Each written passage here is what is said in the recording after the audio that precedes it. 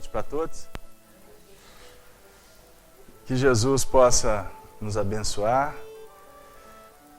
que possamos nessa noite termos um momento muito especial para o nosso aprendizado e que possamos nos sentir acolhidos. Aqueles que estão vindo a primeira vez, sejam bem-vindos. Nós trabalhamos aqui nas sextas-feiras com o estudo do Livro dos Espíritos, que é a obra básica da doutrina espírita, livro esse que foi editado em 18 de abril em Paris, do ano de 1857. Portanto, os nossos amigos da Rede Amigo Espírita, que estão em seus lares, os nossos amigos da FIAC, que estão acessando pela internet, que possamos todos juntos estar trabalhando em torno dessa obra luz, que é a base de sustentação de toda a doutrina espírita. É uma obra que é dividida em 4 partes, sendo a primeira parte os aspectos filosóficos da doutrina, a segunda parte que trata dos aspectos científicos da doutrina, com o livro intitulado Do Mundo Espiritual ou do Mundo Espírita, a terceira parte das leis morais, que é um estudo aprofundado dos 10 mandamentos de Moisés, desenvolvido com o Evangelho de Jesus e com a visão kardeciana, e a quarta e última parte, que é das penas e gozos futuros, das consolações.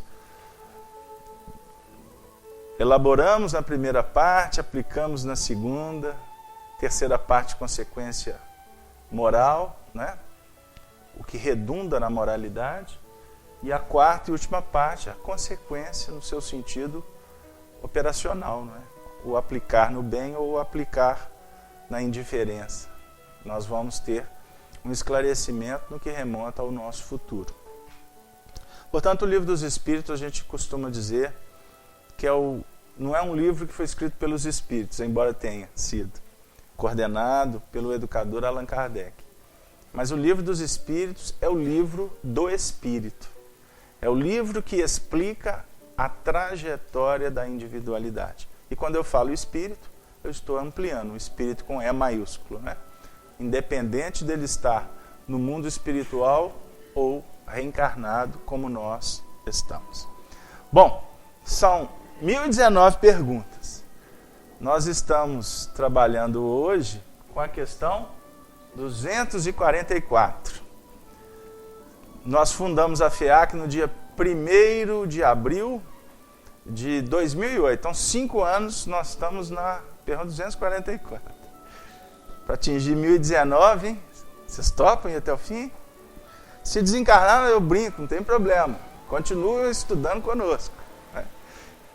Se eu desencarnar, alguém assume aqui. Laura, Gino, Renato, essa turma toca o barco e não tenho dúvida que eu vou visitá-los.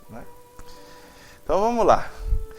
Então nós estamos nesse capítulo 6º, que é intitulado, mas não precisa se preocupar não, gente, não vou desencarnar agora não. Pelo menos é o que eu acho. Capítulo 6º, Vida Espiritual, tópico percepções, sensações e sofrimento dos espíritos. Nós vamos então ler a questão... Vocês querem que leia a questão 240? Não. Vamos ler, vamos sim.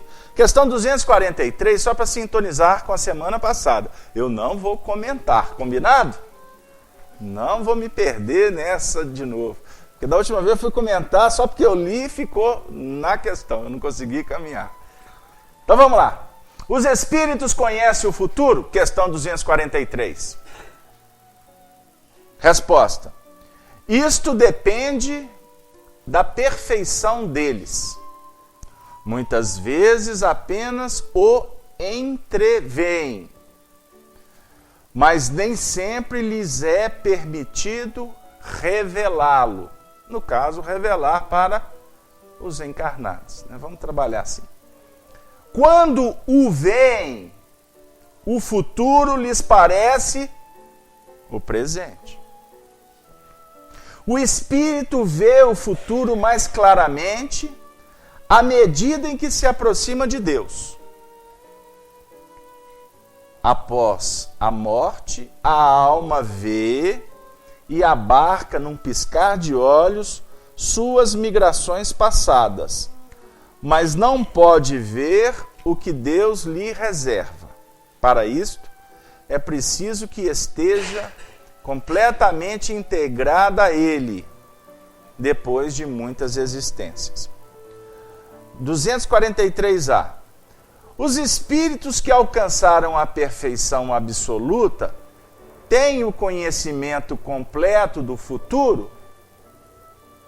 Completo não é bem o termo, pois só Deus é soberano, Senhor, e ninguém o pode igualar.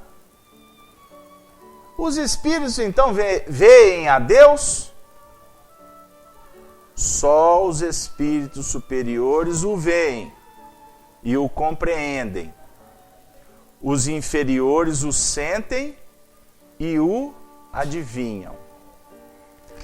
Bom, parece até então que as questões não estão interligadas. Quando a gente vai lendo assim, até para acompanhar só na audição fica difícil. Mas há uma conexão muito importante entre estas perguntas e respostas. Para fazer uma amarração sem voltar,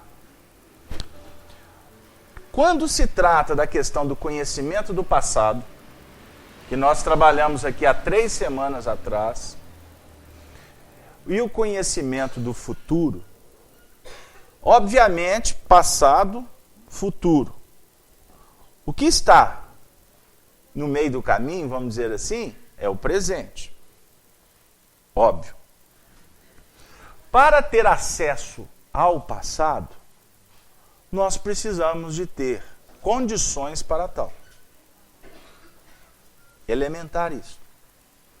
Na nossa vida, no nosso atual estágio, alguns têm uma capacidade de mergulhar na própria história de agora muito mais do que outros. Existem pessoas que têm dificuldade de lembrar de fatos que aconteceram há 5 anos atrás. Aí quando você faz a pergunta, o que aconteceu há 30 anos atrás? Complica, não complica? Complica? Ou vocês aqui recordam de detalhes por detalhes? Lembra daquele dia que comeu pipoca no cinema? Não vai dar para lembrar. O que fixa na nossa memória, o que fixa mais é aquela experiência que envolveu mais emoção, mais sentimento, intensidade vibracional.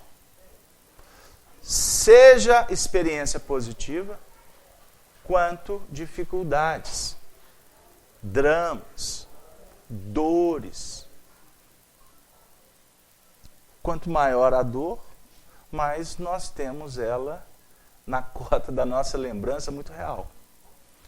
E nós temos estudado com o Livro dos Espíritos que volver ao passado e procurar esmiuçar, nós transformamos o passado em realidade presente. Porque ele deixa de ser uma história. Porque a partir do momento em que você vai recapitular, você tem uma tendência a entrar em meandros que vão mexer com sentimentos. A tônica daquele sentimento lá de trás pode permanecer a mesma mágoa. Pode permanecer, não pode? Essa mágoa pode aumentar, dependendo do que você... Por gentileza, tem espaços aqui. Toda cadeira que estiver tá aí disposta. Fica à vontade. Continuando. Como pode você também voltar ao passado? E hoje, com uma análise diferente, pela experiência adquirida, aquela mágoa pode perder totalmente sentido. Pode. Como existem processos psicológicos, terapêuticos, que levam o indivíduo lá no passado para que ele resolva isso, né, esmiuçando, procurando analisar sobre uma outra ótica, não como um personagem do drama, mas como um espectador. Porque quando você sai, vamos dizer assim, daquela condição do personagem, do participante, a gente amplia a nossa capacidade de visualização. Por isso é que desencarnar,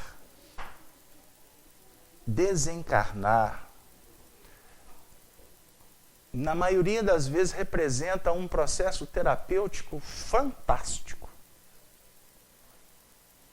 Você está admirada? Desencarnação é terapia. Porque o indivíduo, ele precisa ser retirado de um contexto para que ele tenha a oportunidade de reavaliar aquela história.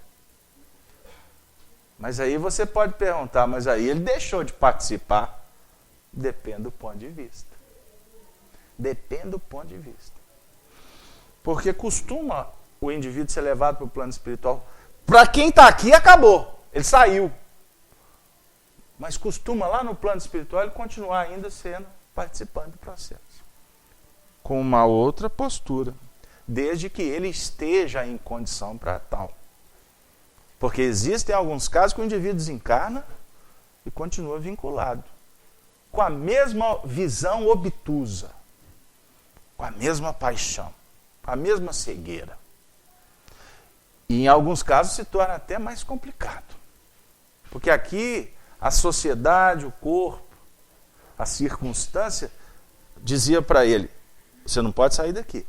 E ele desencarnado, ele ganha, de alguma forma, uma certa autonomia, entre aspas. Porque ele se julga livre. Ninguém está me vendo mesmo, eu faço o que eu quiser. Só que existe uma jurisdição que ele não percebe, ele não tem alcance. Porque ele está acostumado a olhar para baixo. Quem está viciado em olhar para o próprio umbigo, isso é uma figura de imagem. Quem está acostumado a olhar só para si, dentro dos planos do egoísmo, não tenha dúvida que a visão dele, quando ele é convidado para olhar lá fora, ela é limitada. É diferente daquele que está com a mente sendo preparada para olhar para a frente. De vez em quando é que ele olha para cá. Quanto mais você olhar para lá, você vai desenvolver uma capacidade de percepção. Por isso que quando Kardec nos estimula a operar com caridade, ou na caridade, e diga-se de passagem, é um dístico dos espíritas, que nós não podemos abrir mão disso não. Aí na sociedade, quando fala assim, um plano de caridade, lá vem coisa de espírita. Não estou dizendo que as outras atividades não tenham esse procedimento. Mas o espírita, a história do espiritismo foi notabilizada por aqueles que operaram no bem do próximo. Como um dos maiores pilares do movimento espírita viveu, se entregou, se martirizou em benefício do próximo.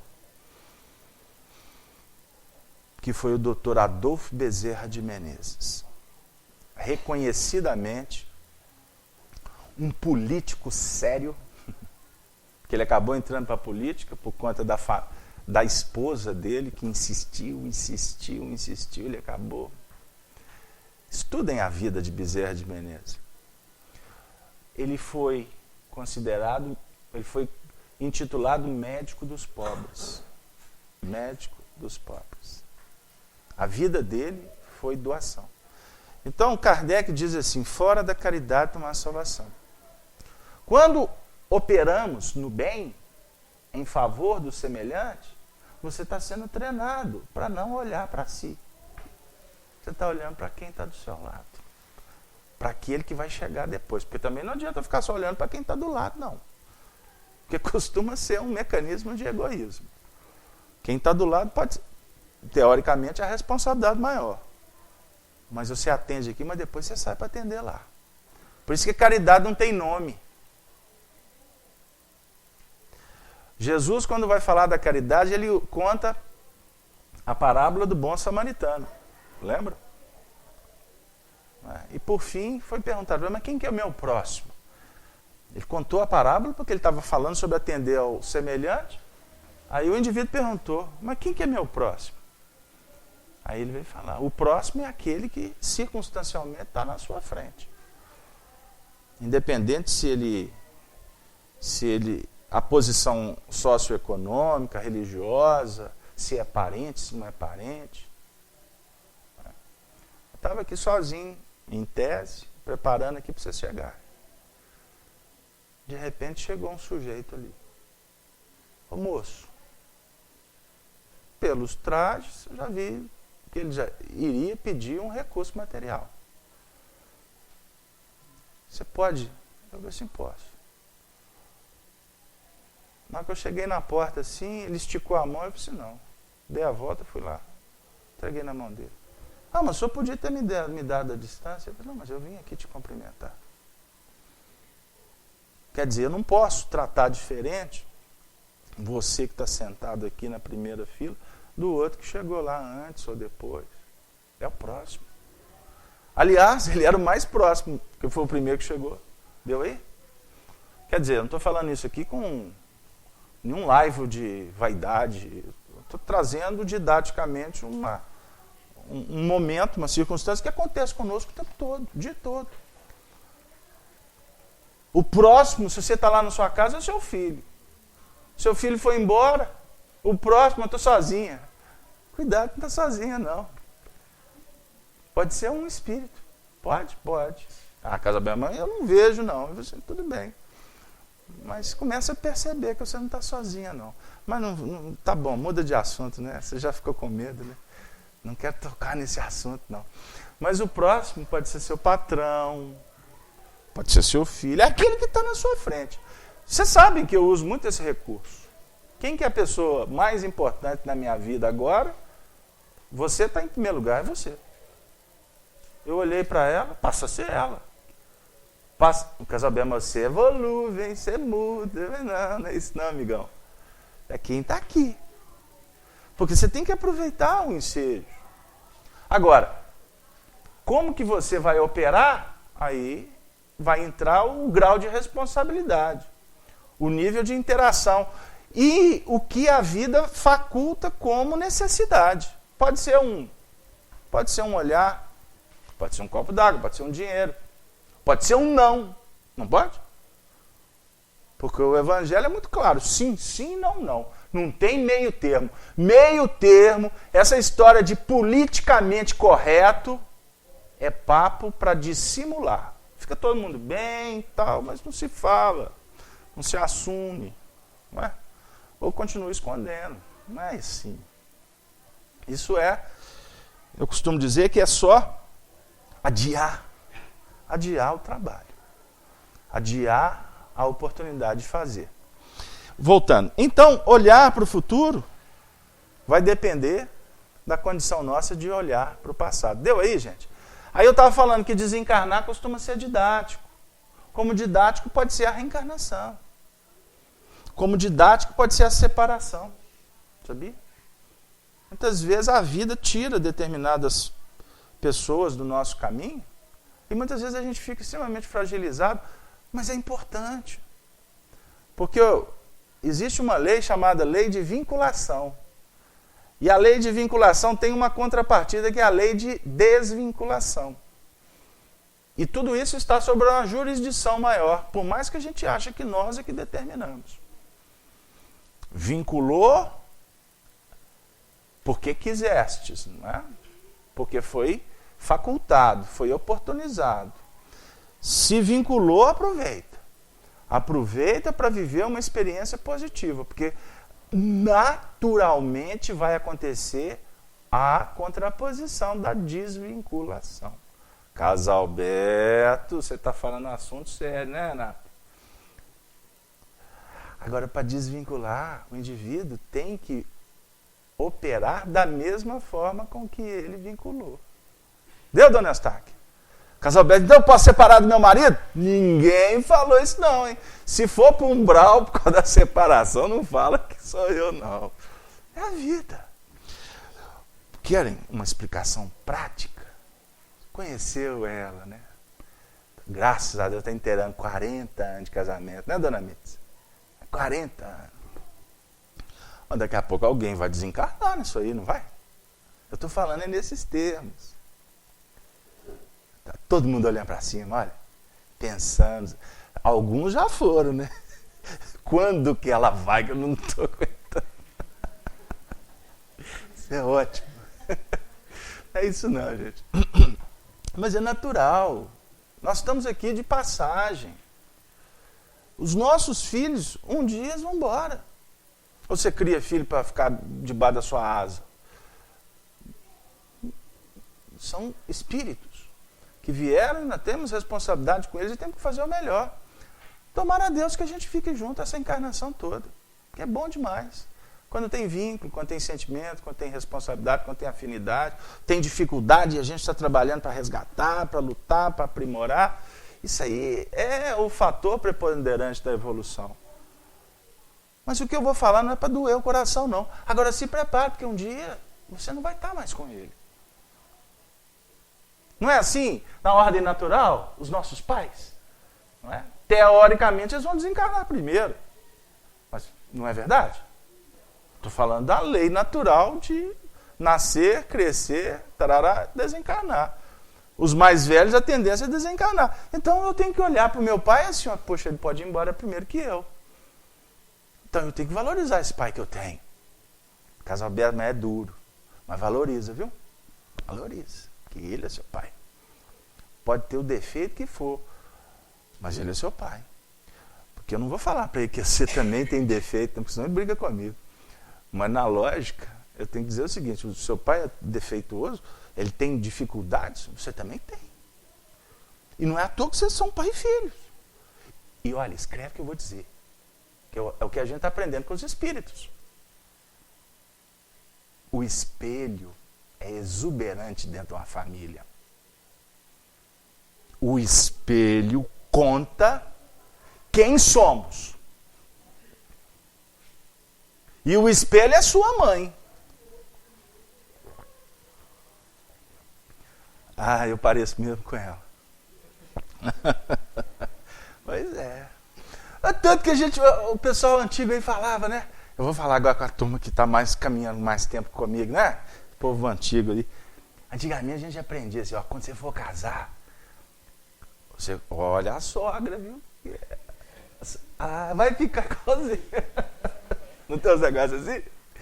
Sabedoria. Mas é no sentido de que uma família, ela está ali, reunida por espíritos muito próximos, nas virtudes e nas dificuldades. Obviamente que tem os destaques, né? Positivos e negativos, aqueles que sobressaem, aqueles que se tornam líderes, mas as semelhanças são muito intensas, porque é necessário que haja essas contraposições para a gente ter a oportunidade de rever. Só que a gente não está disposto a fazer isso numa boa, tranquilamente. Aí o que acontece? Na hora do dia a dia, que você tem que levantar e encontrar com ela no corredor, né? Bom dia! Nossa Senhora! Você fez uma prece agora cedo, de acho. Não dormir? Boa noite! E na hora que tem que pagar a conta, essa é sua, essa é minha, ah, meu Deus. Na hora da conta que... Aqui na roça a gente falava assim, na hora de pagar a conta é que o bicho pega, porque aí mexe no bolso, né? Na hora do bolso é que é uma luta, ninguém quer pôr a mão no bolso. Não é assim? Só acha que eu estou falando alguma coisa assim meio extemporânea? Pois é. Mas a vida é assim mesmo. Porque a gente atritando, é batata. Já cozinhou batata? Você cozinha? Sabe mexer ali na... Ah, esse é dos meus. Você já cozinhou batata para fazer maionese, purê? Sei, várias vezes. Esse é bom mesmo. Depois a gente vai discutir a receita. Se você põe manteiga, se não põe. Depois a gente bate um papo.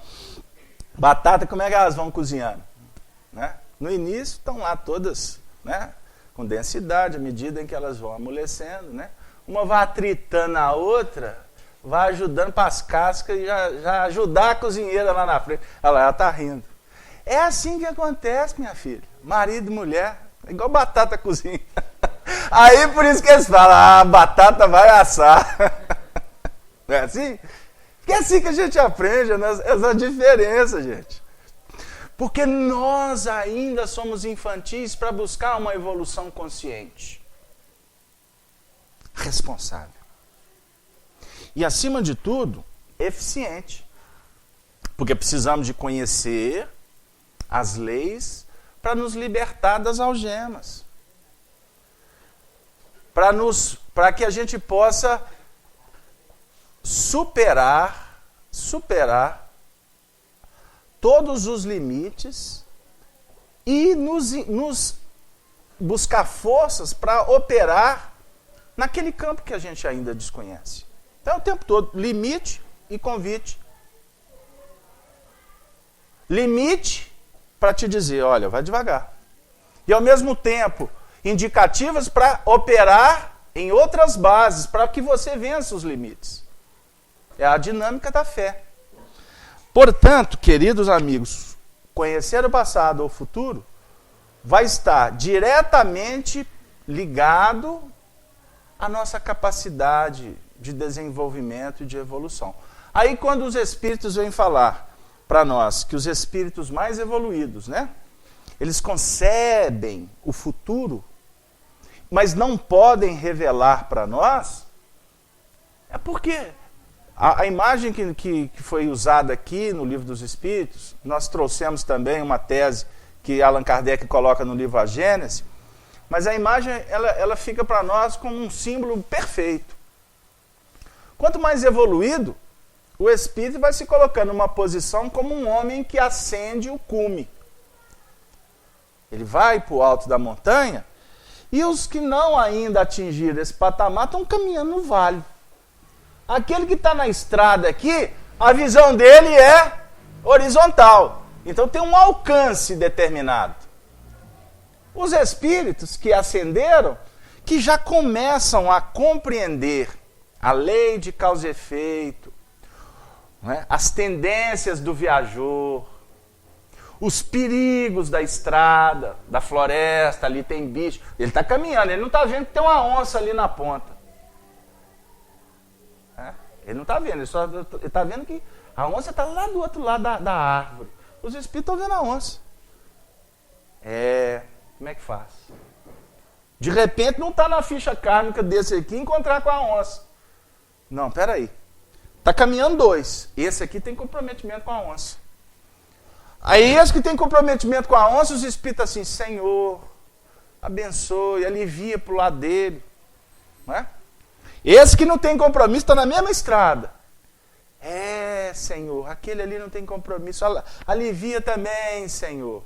Esse que não tem compromisso com a onça, costuma, no meio da estrada, ele pisa num buraco, quebra a perna, não pode prosseguir a viagem. Aí o outro, que tem compromisso com a onça, ainda brinca com ele. Você é fraco mesmo, hein, sujeito? Vou deixar você aí, porque eu tenho que seguir a viagem. E os espíritos assim, Senhor, abençoe para o lado dele. Quer dizer, ele teve um sinal, poderia ficar aqui para ajudar o amigo, mas ficou indiferente e continuou a viagem. Com quem que ele vai encontrar lá na frente? Pode ser a onça. Marinês, só eu não posso perder a viagem, não. Porque senão fica determinado. Pode encontrar com a onça. Tem tudo para encontrar com a onça, porque ele ficou indiferente. Mas mesmo assim ainda existe intercessão. Costuma um benfeitor no meio da viagem, assim, vai com calma, meu filho.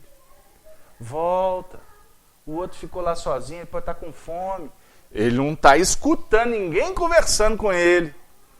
Mas o espírito amigo fala com ele pelas frequências psíquicas. Os pensamentos vão chegando para ele, para tentar atingir o coração dele e ele... trabalhar o lado humano, o cara lá ficou sozinho. Quer dizer, ele vai tendo oportunidades, até a onça está ali, na parede. Os espíritos não desistem. Eles vão nos incentivar. Mas eles não podem chegar e falar assim, não vai lá não que tem onça. Eles não podem fazer isso. Por quê?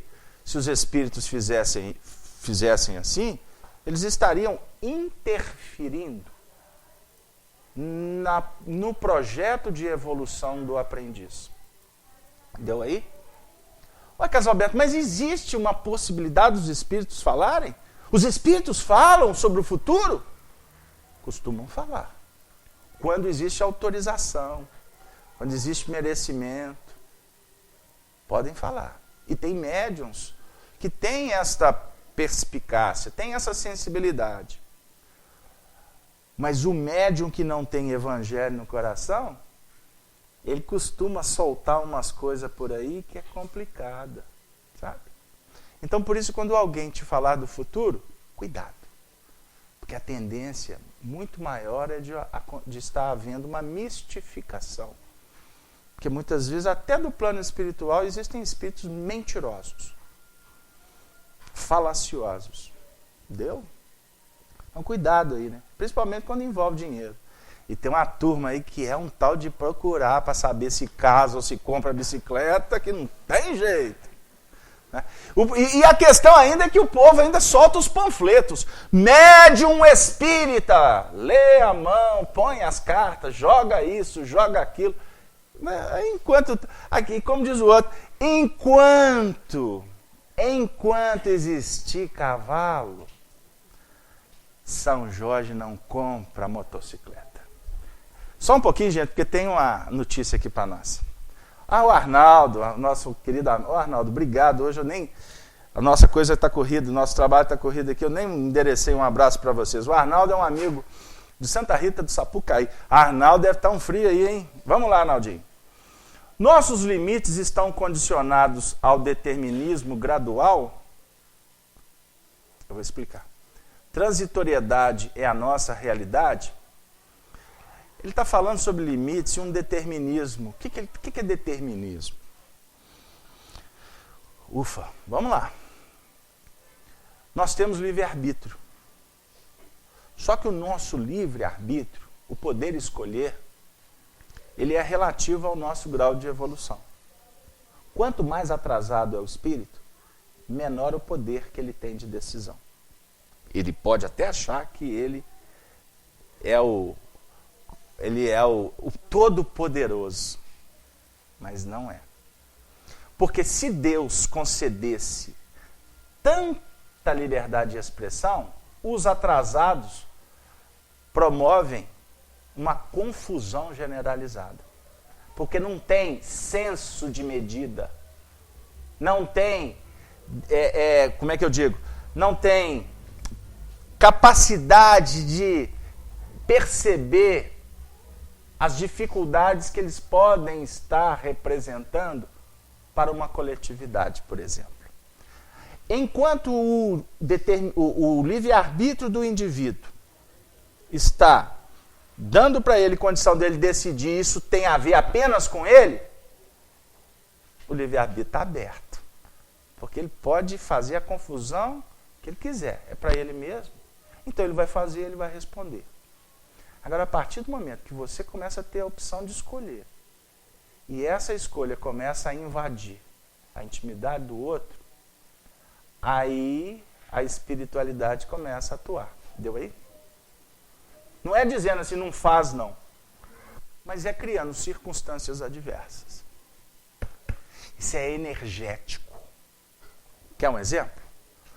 Um indivíduo que está vinculado às trevas, complicação, energia de baixo circuito, promovendo o mal mesmo. Não tenha dúvida que ele está trazendo para ele todo o mal que ele irradia. Então, ele vive na violência, ele alimenta a violência. A tendência é que a violência volte para ele. Deu aí? Não tenha dúvida, uma hora acontecerá alguma coisa dentro dessa mesma dimensão que o indivíduo está promovendo. Então, o livre-arbítrio dele é limitado.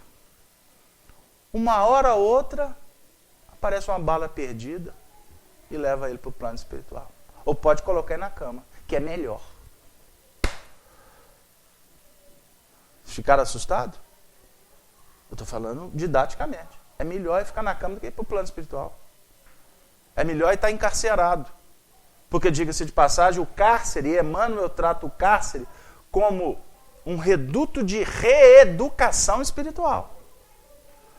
Porque no cárcere, ele está privado. O livre-arbítrio dele está completamente limitado às regras daquele instituto. Certo? E no plano espiritual? Costuma se tornar obsessor e trazer muitos problemas. Deu? Agora, observem bem de uma forma diferente. O indivíduo que tem responsabilidade com a vida, que está em busca de se capacitar cada vez mais, que não entregou só porque aposentou, o povo fica doido, começa a trabalhar. O menino tem 14 anos, ele já está fazendo consulta para advogado. Quantos anos ele tem que trabalhar para aposentar? Né? Aí na hora que aposenta, coitado, ele mesmo já parafusou o quadrado da hipotenusa dele numa cadeira e ali vai ficar até que os cuidadores, né, passar, a doença chegar, e ele for para o plano espiritual. Aí chega no plano espiritual, dona Eustáquia, sabe como? Sentado na mesma cadeira que ele alimentou aqui, do menor esforço. Estou brincando. Quando o indivíduo luta pela evolução, a evolução vai dar sempre para ele a oportunidade para ele aprender. Sempre. Lembrem-se. Teve uma companheira que falou assim, Carlos Alberto, eu não sei se eu devo. E eu já preocupei, né? Eu disse, o que, minha senhora? Fazer um curso de informática? Eu falei assim, mas por que a dúvida? Mas Carlos Alberto, eu tenho uma dificuldade de mexer com o computador. E você já viu, né? 82 anos, pra quê? Mas fica todo mundo falando para me mexer com o computador. E o que você acha? Eu falei assim, eu acho que a senhora deve sim. Por que, Carlos Alberto? Não, porque a gente tem que se aprimorar. Lógico que eu não ia entrar no método com ela. Mas a senhora deve se aprimorar e etc. E ela topou e fez curso aqui, fez curso ali. Aí daqui a pouco estava toda na internet, manda para cá, manda para lá. Aí de repente, daqui a pouco, ela começou a estudar Esperanto. Olha que legal. Esperanto. Esperanto é a língua universal, né? É a língua espiritual. Vai ser a língua do futuro. Por enquanto ainda o povo não deixa estudar inglês e espanhol, mas um dia vai entender isso. A língua do futuro. E ela se capacitando e tal. Eu falei assim, mas que bênção aquele incentivo que você me deu. Porque, olha, você não sabe o tanto que eu cresci, etc. Agora ganhar dinheiro mesmo, que é bom, Carlos Alberto, não estou ganhando não. Eu falei assim, mas só vai preparando, porque só está fazendo um curso para ser remunerada no plano espiritual. Ela se muda de assunto. Por que você está falando isso? Eu falei assim, olha, esse curso de informática que a senhora está fazendo vai ajudar a senhora a entender de uma forma exuberante os computadores daqui a pouco. Daqui a pouco, porque eu vou desencarnar? Eu falei, lógico que vai. Vou mesmo, vai, eu também vou. Mas quando a senhora desencarnar, que pode ser daqui a alguns anos, a senhora acha que você vai chegar no plano espiritual e ficar quebrando pedra? Você vai chegar lá, você vai ter que mexer com o computador. Porque lá a evolução está muito à frente da nossa. Se a gente não acompanha a evolução de cá, quando chegar de lá vai ficar, como diz o nordestino, abestado. Fica todo sem lugar, e vai ter que fazer curso lá no plano espiritual. Então já começa a fazer aqui, entre outras palavras, o que eu estou dizendo? Desiste da vida, não. Entrega os pontos, não. Não acha que você não tem função no universo, não. Nós temos que nos preparar para trabalhar com a jovialidade do espírito. O corpo já não acompanha? Minha amiga, a sua mente tem um potencial que tu desconhece. Trabalhe em outras bases. Porque assim nós estaremos nos preparando para voos maiores. Por quê? Quanto mais evoluído é o espírito, mais liberdade ele tem de escolher. Quando Jesus diz assim, eu não vim de mim mesmo, mas eu vim do Pai que me enviou para fazer a obra dele, ele está dizendo assim, tudo que ele vai, todos os movimentos que ele vai promover, são movimentos que estão em conexões plenas, em consonâncias ajustadas com as leis do amor, da justiça. E quem opera com justiça, quem opera com igualdade, com responsabilidade e com fraternidade, ele vai ser abençoado por uma lei chamada liberdade. Aqui, infantilmente, nós buscamos liberdade? Não. Nós buscamos muitas vezes libertinagem. Porque a liberdade, ela traz consigo responsabilidades.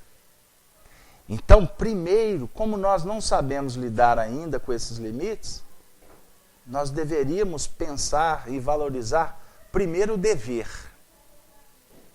Porque quem realiza o dever, ele se liberta. Ele ganha um passaporte para fazer viagens ao desconhecido. Aí você vai entender por que muitas vezes costuma acontecer algumas coisas na vida da gente que a gente fala assim, meu Deus, mas eu nunca imaginei que isso poderia acontecer. Olha que bênção. E eu nem me esforcei. E o negócio aconteceu. Sabe? Isso muitas vezes é manifestação da providência divina que está te dando, de uma forma natural, uma oportunidade que você julga não ter mérito para ela. Mas você se esmerou de uma outra forma para conquistar isto. Da mesma forma, quando a vida fecha a porta, e nós, de uma forma também ainda infantil, costumamos nos rebelar contra Deus, isso é um atestado total de ignorância. É escrever, não é? E registrar em cartório que nós desconhecemos as leis da vida. Por que a porta fechou? Tudo tem um motivo. Um amigo espiritual nos disse aqui, umas semanas atrás, estávamos atendendo um drama muito sério. Aí, numa comunicação muito emocionante, o amigo espiritual disse assim, para ele, é uma tempestade que está destruindo todos os sonhos. Mas para nós, aqueles que o amamos e que o acompanhamos há muitos séculos, é apenas uma tormenta que está funcionando para sanear o ambiente, para dissipar aquelas coisas pestilenciais. Porque depois da tormenta, é lei da natureza. A atmosfera fica muito mais limpa. As coisas tomam um outro sentido. E a gente, ao ver o sol depois de ter procurado e não encontrado, diante de tantas nuvens sombrias, o sol passa a ser admirado por nós, os céus mais limpos, nossa sensibilidade fica extremamente aguçada e a gente diz, Senhor, que bênção. Mas foi necessária a tempestade. Francisco de Assis tratava a dor como um anjo bendito. Francisco de Assis é a reencarnação do discípulo amado João, para quem não sabe. O discípulo que mais se aproximou em sintonia de Jesus. Por isso que Jesus o tratava como discípulo amado. Porque, para compreender a luz que dimana do Cristo, nós precisamos de estar com o coração aberto. Não é travado, não é questionando. Nós temos que avaliar para aprender. Mas nós temos que nos curvar à poesia da vida, que o tempo todo está nos embalando como crianças, para que a gente possa, de uma forma calma e segura, vislumbrar que existe uma força que está fazendo com que o berço movimente. Os berços de hoje não balançam igual da minha época, não, né? Antigamente tinha aqueles bercinhos, né, que você chegava, balançava, né? Aí cantava para os meninos, e a cuca vai pegar. Coitado do menino. A gente já embalava o menino, né? Atirei o pau no gato e o gato morreu. Já está ensinando violência para o menino. Aos poucos a gente está evangelizando, está mudando um pouquinho, porque o mundo vai aprimorando mesmo, né? Mas assim, a vida está te dizendo, meu companheiro, calma, vai de leve, tem que ter coragem, tem que ter ousadia, mas a prudência não pode ser descartada. As coisas só dão errado ali, meu amigo, por que tu está buscando ainda? O foco é lá, não tem só desgringolando, e todo mundo falando, oh, não é isso, não é isso, não é isso. Mano de vida fechado, cristalizou os problemas. Emmanuel diz que um dos piores problemas do homem na Terra é cristalização. E chega-se numa determinada idade, que aí eles falam assim, pau que nasce torto, morre torto, né? Não é costume o pau ficar envergado de tanto que ele cristalizou o pensamento. Aí desencarna torto mesmo. Aí põe fogo lá na madeira, lá até a cinza fica tortinho, assim. Aí tem que desencarnar mesmo. Aí tem que ir pro plano espiritual para desentortar. Como é que ele vai desentortar? É porque até a coluna está entortada, né? Tanto que ele fechou. Gente, quem tem problema de coluna, com todo respeito. E que são coisas naturais mesmo. Mas tem umas colunas que são entortadas de tanto...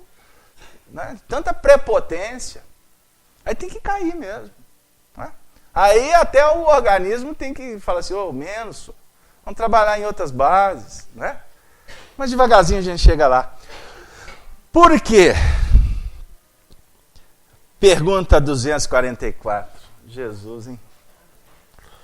Louvado seja Jesus, nosso Senhor Jesus Cristo, para sempre ser louvado. Hein? Vocês viram como é que eu estou falacioso demais? Prometi, não estou cumprindo. Agora que eu vou ler a pergunta 244. Os espíritos veem a Deus? Resposta: só os espíritos superiores o veem e o compreendem. Os superiores o sentem e os inferiores o sentem e o adivinham. Essa pergunta, ela traz, Kardec formula de uma forma muito inteligente, como sempre. Porque nós temos uma visão antropomórfica de Deus. Deus homem, aquele velhinho sentado no trono, passando bode para um lado, ovelha para o outro, julgando se você está errado, se você está certo. Não é? Isso é uma visão primitiva nossa, porque Deus está muito acima da nossa condição de matéria. Né? Então, a questão aqui é dentro de uma visão, de uma hierarquia que nós temos entre nós, homens. O rei e o vassalo. Né? Ou o rei e o sacerdote que aconselha o rei, para que o rei determine, né, as leis, as sanções para os homens da corte, certo? Então a pergunta de Kardec é, os espíritos superiores, eles conversam com Deus? Eles veem a Deus? Aí a resposta é muito, a primeira parte dela, os espíritos superiores o veem e o compreendem. Porque muito mais importante do que ver é compreender. Agora, para você compreender, você tem que crescer. Você tem que evoluir. E a questão não é ter uma audiência com Deus. pergunta de Kardec foi a pergunta mais inteligente de todos os tempos. É a primeira pergunta do Livro dos Espíritos. Que é Deus? Que é? Antes de Allan Kardec, essa pergunta foi elaborada em 1857. A data histórica do lançamento do Livro dos Espíritos. Antes, perguntava-se assim, quem é Deus? Não é? Aonde está Deus? Não é? O que faz Deus? A pergunta de Kardec é, que é? E a resposta é transcendente. Inteligência suprema do universo. Causa primária de todas as coisas. Nós tivemos que caminhar tanto tempo para no século XX, por exemplo, a humanidade receber uma frase de uma das mentes mais evoluídas no campo da ciência que passou pelo nosso planeta. Albert Einstein, que chegou na seguinte conclusão. Ele que se tornou espiritualista dentro da matemática da vida. Ele chegou na seguinte conclusão. Não é possível compreender as leis do universo sem constatar que há uma inteligência que as governa. Porque é tudo milimetricamente calculado e ajustado. Então, como inteligência suprema, o Criador, nós não temos ainda elementos para discutir como é que houve o processo da criação. A ciência caminha para discutir o Big Bang, mas isso é uma trajetória que ainda vai requerer um tempo que a gente não consegue mensurar. Porque estudar Deus, porque vai se chegar na condição do próprio Criador, mas não de uma forma filosófica, mas de uma forma científica. Porque a ciência trabalha com fatos, com comprovação. Portanto, a ciência materialista, que tem que ser essa assim mesmo, ela vai chegar numa condição de uma ciência espiritualista. Quando ela chegar não em Deus, mas quando ela provar a existência do Espírito. Doutrina espírita não é mais uma religião. Nada disso. Doutrina espírita é uma doutrina filosófica que questiona, que indaga, que busca porquê. Resposta. E é uma doutrina que ela se torna exuberante quando ela se apresenta como ciência. Qual que é o foco da doutrina espírita? Estudar o espírito. O foco da ciência ordinária, estudar a matéria. Deu aí? Todas as religiões são espiritualistas. Acreditam no espírito. Todas as religiões são imortalistas. Acreditam que o espírito não morre. O que morre é o corpo. Deu aí? Só a doutrina espírita é quem inaugurou, como um corpo doutrinário, um estudo sobre a realidade da imortalidade da alma. E como que ela se engrandeceu? Tendo a prova cabal da existência dos espíritos. Porque os espíritos se comunicam com os homens. E foi provado no laboratório espírita das reuniões que os fenômenos que não começaram a existir com a doutrina espírita, porque fenômeno mediúnico, aparição de espírito, comunicação de espíritos, desde quando o mundo é mundo, desde quando há civilização. Moisés, esse é argumento de religioso, que Moisés proibiu o intercâmbio com os espíritos.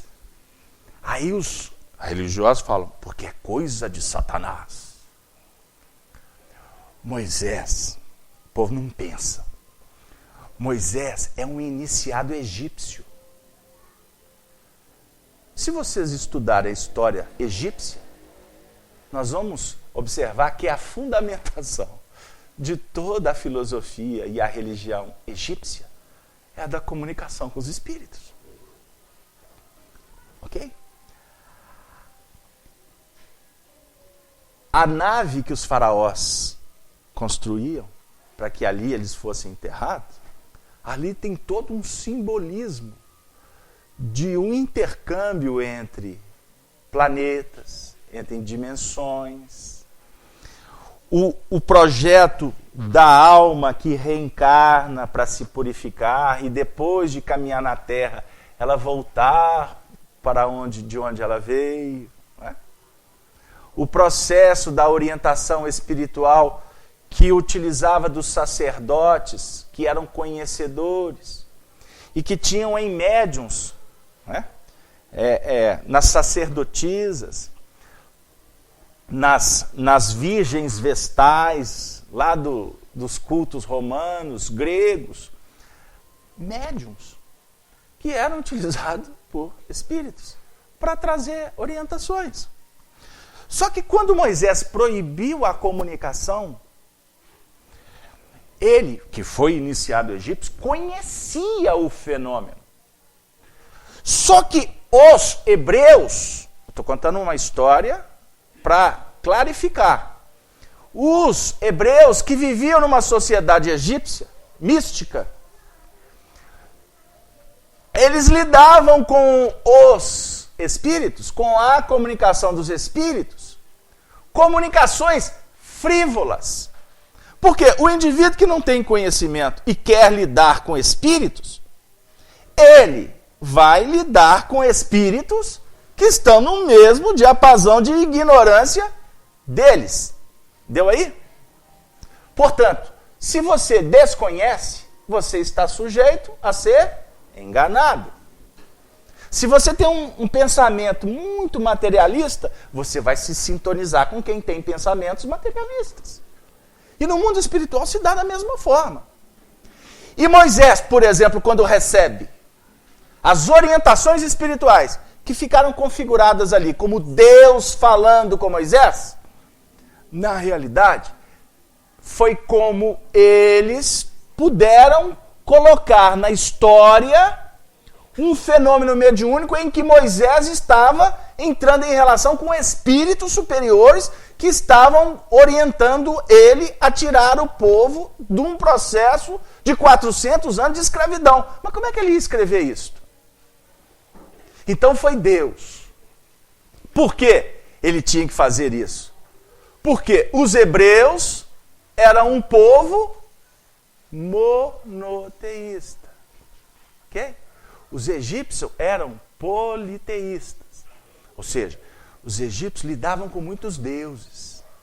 Que os deuses eram as divindades, os espíritos. Ok? Só que os hebreus vieram para o planeta Terra para defender a doutrina do Deus único, que realmente é o Criador do universo. E graças a Deus que eles fizeram isso.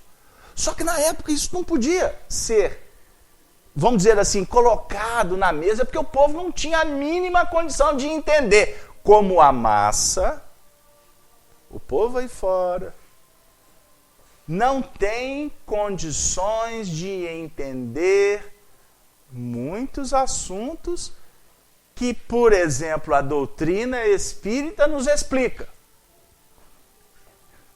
Por isso que doutrina espírita não é para massa. Centro espírita é para atender esse grupo aqui, um grupo pequenininho. Embora existam centros grandes, mas nós queremos dizer simbolicamente. Nós não podemos pensar num centro espírita que vai fazer uma reunião pública igual a nossa aqui para 20 mil pessoas. Não tem sentido. Porque a massa está em busca de um atendimento espiritual que vai dar segurança para que eles continuem numa vida natural, numa vida normal, aqui na Terra. E apenas começam a esboçar o mundo espiritual. Mas o mundo espiritual ainda muito subjetivo. O mundo espiritual ainda muito infantil. Deu aí? Que quando desencarna vai ter que ficar lá congelado, esperando para ser julgado. Aí um dia vai estar todo mundo, né, numa fila enorme para ser julgado, passa para cá, passa para lá. Aí não tem oportunidade, pecou, comeu a maçã, já era, né? Já era, é inferno mesmo, não é? E Deus não é soberano, Deus não é misericordioso, não é? Mas ele pode perdoar, Carlos Alberto, tudo bem, mas ele perdoa você que comeu maçã e ao mesmo tempo perdoa você que comeu um cacho de uva. Como é que ele vai avaliar qual que foi o pecado mais grave? Nem fala você que comeu 7,5 caixas de chocolate. Como é que Deus vai avaliar? Aí ele vai ser caprichoso, né? Porque ele vai ter que adotar umas medidas diferenciadas. E ele pode tratar o filho mais bonito diferente do filho mais feio, né? Tem uns negócios assim? Porque dizem que pai é só de menino bonito, não tem, menino feio não tem pai, não tem uns negócios assim? A gente não escutou isso aqui em Minas Gerais, no interior. Eu sei que vocês são de outros lugares, mas eu aqui na minha Minas Gerais da roça, a gente escutou muito isso. E isso é muito complicado, com todo respeito. Nós temos que entender, não julgar no sentido pejorativo e nem de condenação arbitrária. Nós não estamos aqui para defender nada. Porque, diga-se de passagem, se a gente está colocando que para entender, para compreender as leis da vida é necessário maturidade, portanto, quem não tem o alcance que nós poderemos ter, não significa que nós temos, que pelo menos nós estamos aqui. Nós estamos com uma bandeirinha sinalizando assim, ô, Papai do Céu, eu quero, viu? Não esquece de mim. Já é um passo. Agora, quem ainda não está com essa preocupação, é porque a ficha não caiu. E se você colocar um indivíduo para conversar determinado assunto aqui, pode significar para ele a mesma coisa do que você colocar um gato, né, um felino, dentro de um quarto escuro e deixar ele 2 dias lá. Ele vai ficar maluco lá dentro do quarto. Deu? Ele não vai suportar. É como é o que Jesus coloca. Você não pode colocar uma luz que vai cegar o indivíduo. A verdade, ela é dosada. Ela é gradativa. Por isso é que não tem no que remonta às questões espirituais pressão. Não pode pressionar. Porque cada um tem seu time. Cada um tem seu instante. Vocês imaginaram se materializar um espírito aqui? Pode ser que para nós aqui seja até uma questão natural. Mas tem um determinado indivíduo que chegar aqui e ver um espírito materializado aqui, ele vai falar que nós estamos com um diabo no corpo. O outro vai falar assim, não, ele está em sintonia com o pessoal da NASA. Não é? Eu acho que deve ter alguma coisa, ou então um efeito, criaram um holograma ali, não é? Ou então o Spielberg ali participa da diretoria da FEAC, não é? E faz uns fenômenos. Gente, vocês estão achando que é brincadeira? Nós convivemos com pessoas que já abraçaram, já tocaram em espíritos materializados. Não é ver espírito pela clarividência que está numa outra dimensão e está num campo subjetivo. O indivíduo enxerga com a mente. Não, espírito materializado. De se curvarem diante da autenticidade. Do médium está dentro da cabine, está todo mundo aqui, de repente, a luz apagada. Materializar um espírito. Por exemplo, da esposa, como aconteceu com Arnaldo Rocha. Dela está usando o mesmo perfume que ela usava quando encarnada. Dele ouvir os batimentos cardíacos dela. Por causa dela, mas espírito em coração? O que você acha? Mas essa é uma outra discussão. E tudo que ele estava pensando, ela respondendo para ele, materializado. Isso que você perguntou é isso.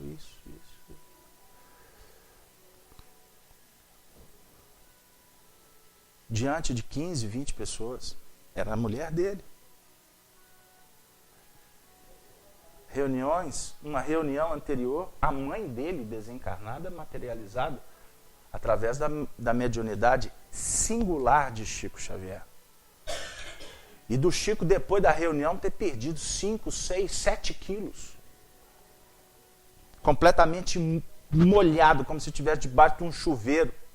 De tanta exudação de ectoplasma. Porque para um espírito materializar, você tem que ter energia para isso. Médiuns com essa especificidade, era o caso do Chico. Os tempos atuais de espiritismo, eu não estou preocupado com o espírito materializar, não. Porque nós estamos aprendendo com eles que o grande fenômeno é a materialização do amor. Para nós, o mais importante aqui não é reunião de cura, não. Embora tenha o passe ali, que promove um bem-estar, auxílio, terapêuticas, coisas que nós já assistimos nessas décadas e décadas de espiritismo que nós temos, que é de deixar a gente extremamente emocionado de ver casos, diagnósticos de morte e o indivíduo ser tratado por espíritos, cirurgias serem cânceres retirados, de depois a gente receber junta médica da faculdade, da Universidade de Medicina, no nosso centro espírita, querendo assistir às nossas reuniões de tratamento e filmar. E o corpo diretivo da casa que eu participava, não permitimos. Porque a gente não queria nenhum tipo de propagação. Porque não é o nosso objetivo. Porque vocês imaginaram se Jesus chamasse a mídia para filmar, para divulgar? Isso não é evangelho. E existem religiosos que assim se sustentam. Porque fazem parte de um contexto deles, que a gente respeita. Porque, diga-se de passagem, o movimento da cura mexe muito com as pessoas. É um fenômeno maravilhoso. Mas não adianta curar corpos. A proposta do Cristo, ele curou alguns, ele não curou todos. Não está escrito no Evangelho que ele curou todos. Ele curou alguns. Óbvio que a cura é que deixa a marca. Aí se foca muito nisso. Mas o mais importante é a cura que ele promove até hoje. Que é a cura das nossas dificuldades. Como é que ele cura? Ele vem aqui passar pomadinha? Pode até passar. No sentido espiritual de um atendimento, um desejo no bem, um passe, uma transmutação de energia. Isso acontece porque o indivíduo tem merecimento e a fé dele está fazendo com que ele venha aqui. Poderia estar em casa brincando. Feriado, né? Bem-aventurado vocês que vieram. Bem-aventurado quem abre mão para priorizar. Evangelho segundo o Espiritismo. Não precisa. Os trabalhadores da última hora.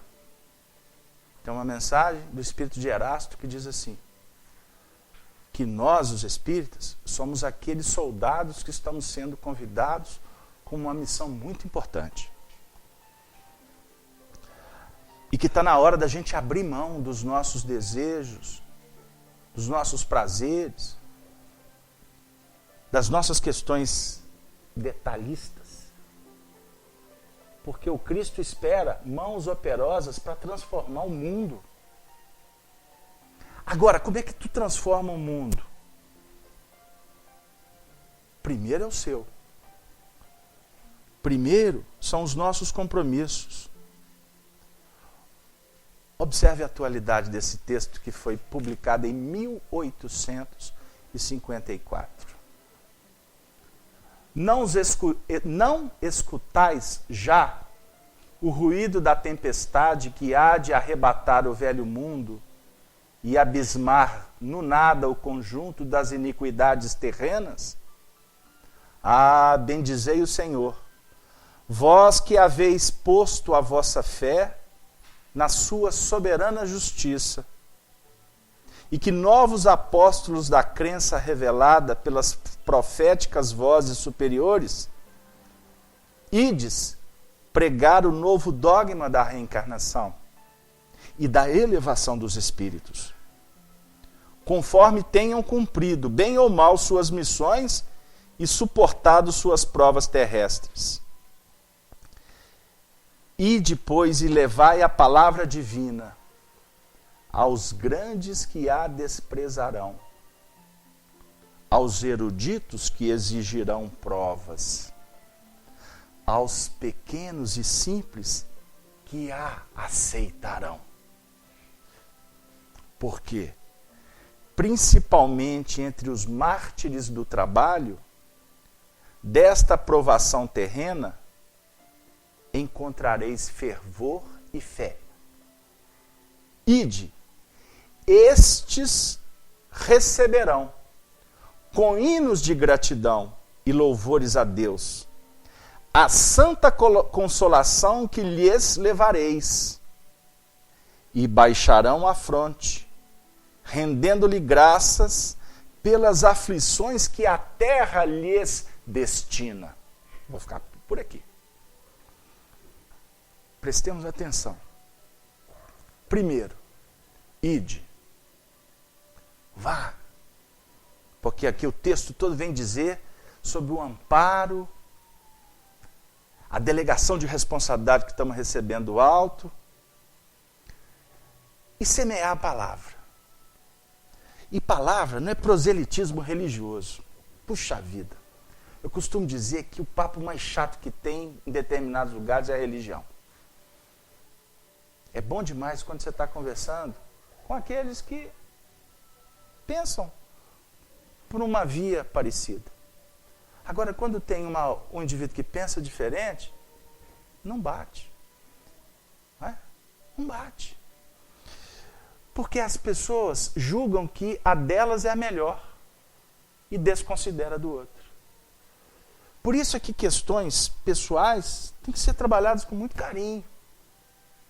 Mas a vida vai te convidar para você semear, meu amigo. Uma reunião como essa, ela tem um valor inestimável. E não tenha dúvida que ela vai redundar no seu comportamento em algum lugar. Aí você, pela sua forma de sorrir, você pode estar falando do Evangelho. Não é falando de Jesus, que Jesus fez isso, que tem reencarnação, que tem espírito. É a sua forma de olhar, estender a mão. Aí o que vai acontecer? Olha o texto. Os grandes a desprezarão. Os eruditos exigirão provas. Por que os grandes a desprezarão? Porque essa mensagem aqui, ela é diferente da mensagem que os grandes estão acostumados no mundo. Primeiro, porque ela não valoriza nenhuma personalidade. Segundo, que ela não diz que ninguém é pior do que o outro. Terceiro, ela não vai te favorecer no mundo em nada.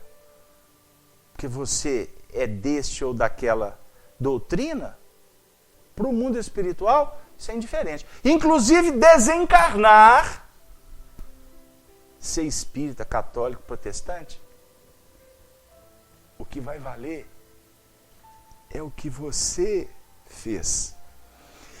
Isso para muitos incomoda, porque julgam que o rótulo faz deles privilegiados. Eu vou usar um simbolismo aqui, ou um exemplo, que ele tem um simbolismo transcendente. Quando o companheiro, esse amigo que hoje momentaneamente está coordenando os destinos da Igreja Católica, é um amigo como nós, que devemos respeito porque ele é eleito. Ele foi designado para exercer um cargo. E nós estamos na terra e respeitamos as hierarquias. Ok? Como respeitamos o prefeito, o presidente, o deputado, o vereador, para Casalberto. Devemos respeito a todos. Todos. O que fazem, isso é problema deles. Não é problema nosso. Pode servir para nós de estímulo para verificar caminhos que podem ser melhores. Mas ninguém tem autoridade de desrespeitar quem quer que seja. E estes que ocupam cargos de liderança, meu Deus, eles precisam de prece. Porque o poder mexe com a vaidade humana. E em nome do poder, ou para manter o poder, existem parte daqueles que chegam lá que esquecem os seus compromissos para pensar apenas neles mesmos. Mas eles merecem respeito, porque são seres humanos que estão com um mandato, tendo uma oportunidade de aprender. Do mesmo jeito que o taxista, que o varredor de rua, que o operário, que o industrial, que o repórter, o publicitário, o professor, louvado seja eles. Os médicos, sacerdotes, todos merecem respeito. Inclusive os desempregados. Porque muitos deles estão lutando e não conseguem. Todos nós temos que respeitá-los como irmãos. Mas a mensagem do Cristo não atende. Não atende. Porque a prioridade são as coisas do mundo, entendeu, minha filha? Agora, o espírito superior Erasto, que foi discípulo de Paulo de Tarso, e está se comunicando aqui, está dizendo para nós que os pequenos e os simples é que a aceitarão. Porque os pequenos e os simples já estão vivendo aflições e podem eles estar no último estágio destas. E quando você está naquele movimento da dor, que a dor já começa a ter uma importância para te dar uma sustentação, para que você a entenda, a mensagem do Cristo é de consolo. Você não vai receber a mensagem do Cristo como alguma pedra mágica, uma varinha de condão, que só ao toque tudo maravilhosamente vai se ajustar. Porque a mensagem do Cristo, ela objetiva nos ajudar a ter fé. Fé.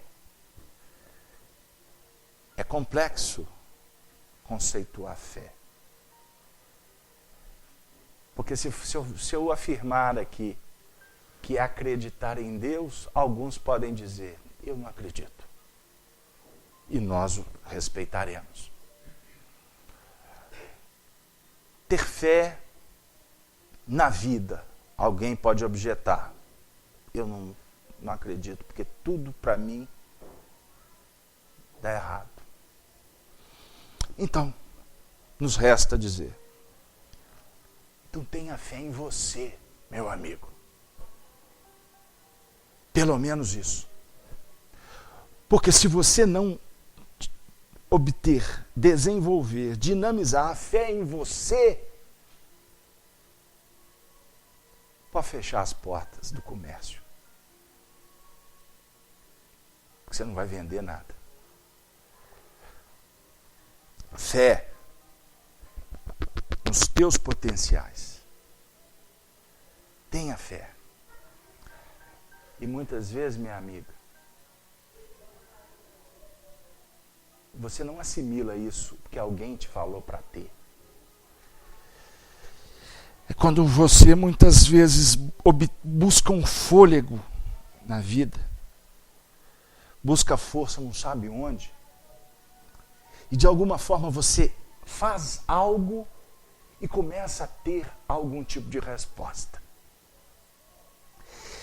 É uma prova cabal que a vida está te dando para que você valorize essa fé. Aí daqui a pouco acontece algo inexplicável, que não dependeu de você, dentro de uma visão humana, horizontal. Aí alguém disse para você assim: meu filho, Deus está te ajudando. Ele não acredita em Deus. Mas aconteceu alguma coisa de muito diferente. Aí daqui a pouco alguém repete a mesma frase. Aí daqui a pouco um outro fala a mesma coisa. Pessoas diferentes, sem nada combinado.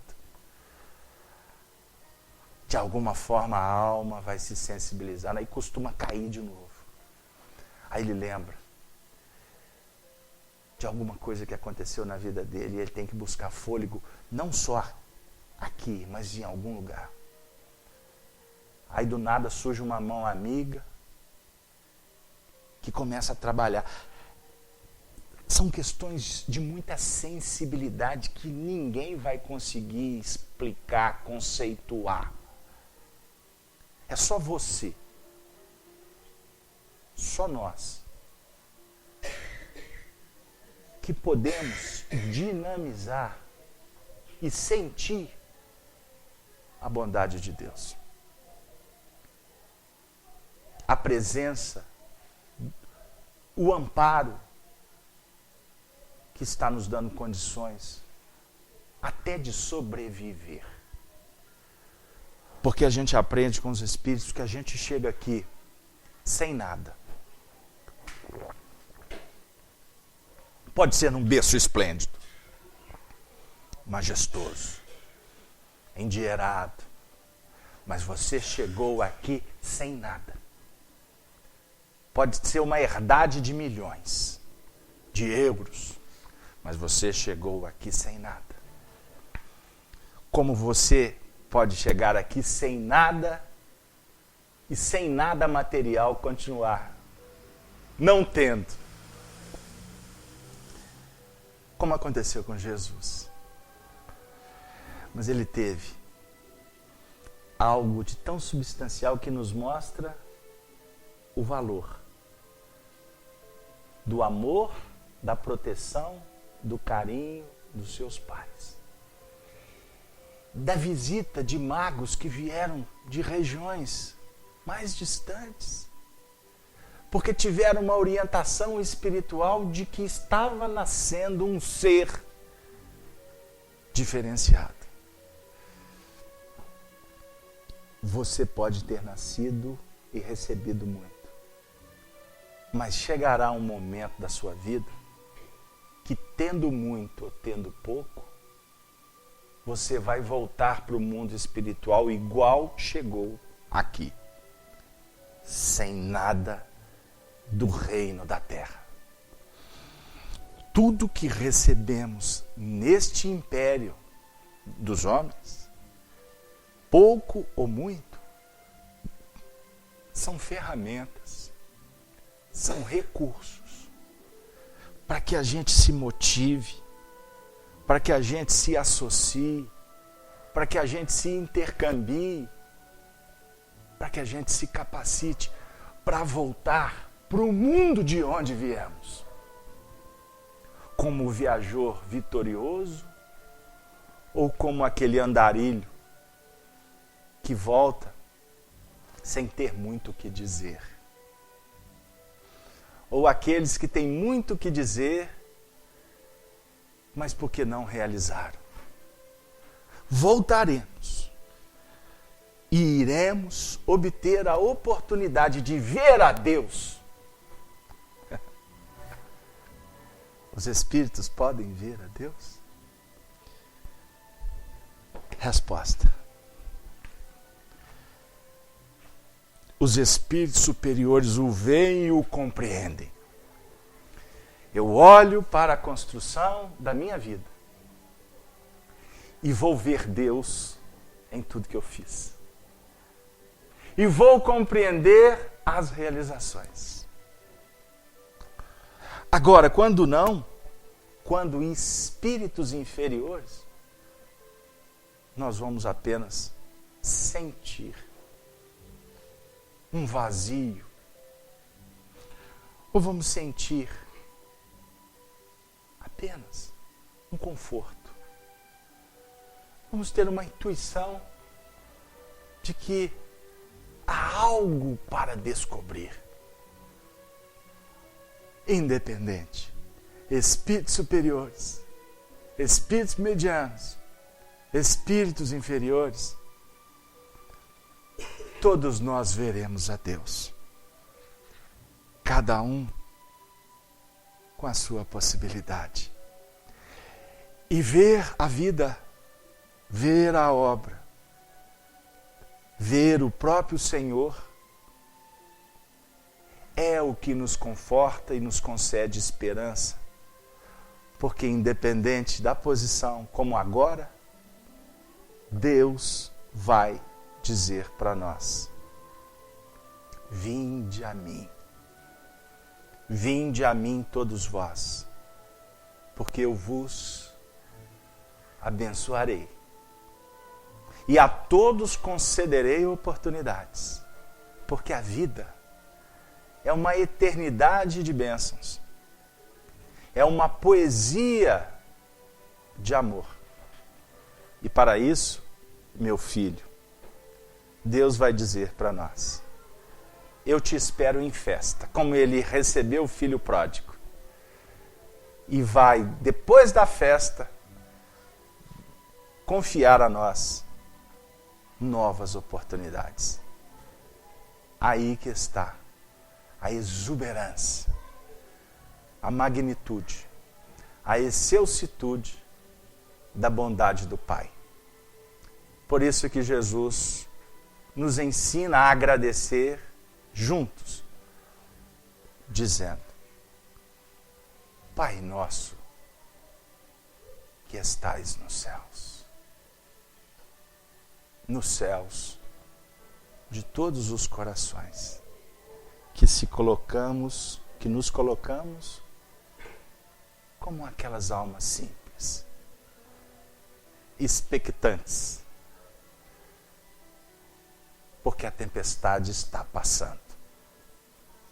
E o dia amanhã vai apresentar um sol valoroso, que vai nos fazer lembrar e agradecer as palavras de Jesus, que um dia nos disse: eu sou a luz do mundo. Aqueles que me seguem não andarão em trevas, mas terão a luz da vida.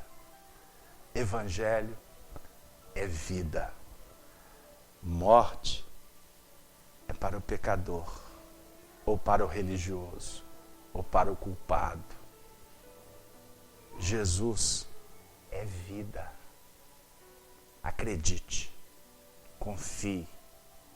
E como nos faz lembrar Emmanuel, seguindo sempre para frente e para o alto. Que os benfeitores espirituais possam espargir essas bênçãos para todas as famílias aqui representadas.